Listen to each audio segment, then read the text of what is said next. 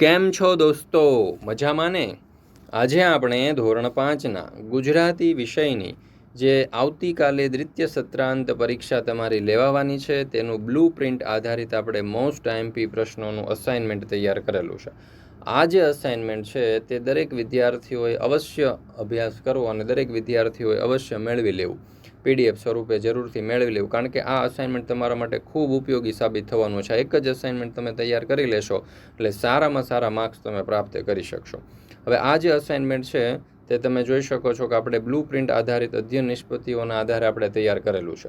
આ જે અસાઇનમેન્ટ છે તે તૈયાર કરવામાં તમારી સ્વાધ્યાયન પોથી, એકમ કસોટીઓ, ગયા વર્ષના જૂના પ્રશ્નપત્ર અને પાઠ્યપુસ્તકની અંદરથી આપણે જે મોસ્ટ આઈએમપી પ્રશ્નો છે, પરીક્ષાની અંદર પૂછાઈ શકે તેવા પ્રશ્નો છે તે વીણીને આપણે અહીંયા મૂકેલા છે. તો દરેક વિદ્યાર્થીઓએ અવશ્ય તેનો અભ્યાસ કરી લેવો. ચાલો, તો પ્રશ્ન નંબર 1ની અંદર આપણને કહ્યું છે કે સમાનાર્થી વિરુદ્ધાર્થી શબ્દો યાદ કરે છે અને ટૂંક જવાબો જે છે તે આપી શકે. તો કુલ 5 માર્ક્સનો પ્રશ્ન છે. તો એની અંદર સમાનાર્થી શબ્દો પૂછાઈ શકે, ત્યાર પછી વિરુદ્ધાર્થી શબ્દો પૂછાઈ શકે. તો એ બંને આપણે અહીંયા દર્શાવેલા છે, તમે જોઈ શકો છો. મિત્રો, ધોરણ 3થી 8ની દ્વિતીય સત્રાંત પરીક્ષા 2024 માટે ખાસ ઉપયોગી એવા મોસ્ટ આઈએમપી પ્રશ્નપત્ર, બ્લુ પ્રિન્ટ પ્રમાણેના અસાઇનમેન્ટ, ગયા વર્ષના જૂના પ્રશ્નપત્રના સોલ્યુશનના સંપૂર્ણ સોલ્યુશનની પીડીએફ જો તમારે વોટ્સઅપ પર જોઈતી હોય તો નંબર આપેલો છે 7046222254.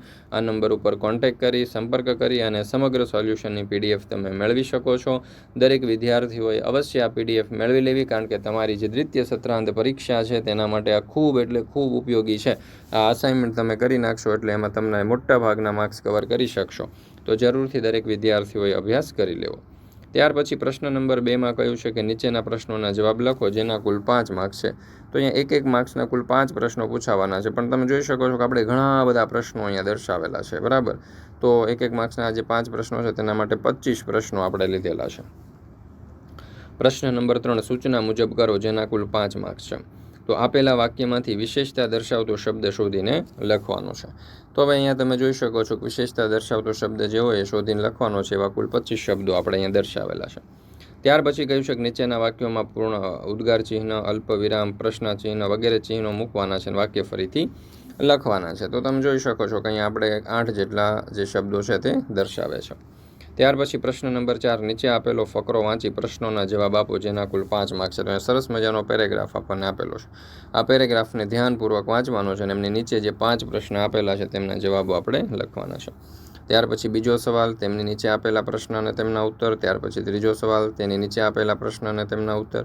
એવી રીતે તમે જોઈ શકો છો કે અહીંયા આપણને 5-6 જેટલા પેરેગ્રાફ આપવામાં આવેલા છે, જેથી કરીને વિદ્યાર્થીઓ જે છે તે સારામાં સારી રીતે અભ્યાસ કરી શકે. ત્યાર પછી આપણે જોઈએ મોસ્ટ આઈએમપી પ્રશ્નોનું બ્લુ પ્રિન્ટ જે આપણને આપેલું છે, અસાઇનમેન્ટ જે આપણને આપેલું છે. તો મોસ્ટ આઈએમપી પ્રશ્નોના બ્લુ પ્રિન્ટ અને અસાઇનમેન્ટ પ્રમાણેના જે પ્રશ્નપત્ર છે તેમના સંપૂર્ણ સોલ્યુશનની પીડીએફો તમે સીધી તમારા વોટ્સઅપ નંબર ઉપર મેળવી શકો છો. વોટ્સઅપ પર સીધી જ પીડીએફ મેળવવા માટે નંબર આપેલો છે 7046222254. આ નંબર ઉપર કોન્ટેક્ટ કરી, સંપર્ક કરી આ સમગ્ર સોલ્યુશનની પીડીએફ તમે મેળવી શકો છો. ત્યાર પછી પ્રશ્ન નંબર 5 નીચે આપેલા બંને શબ્દોનો ઉપયોગ કરી ફરી એક વાક્ય બનાવો જેના કુલ 5 માર્ક્સ છે.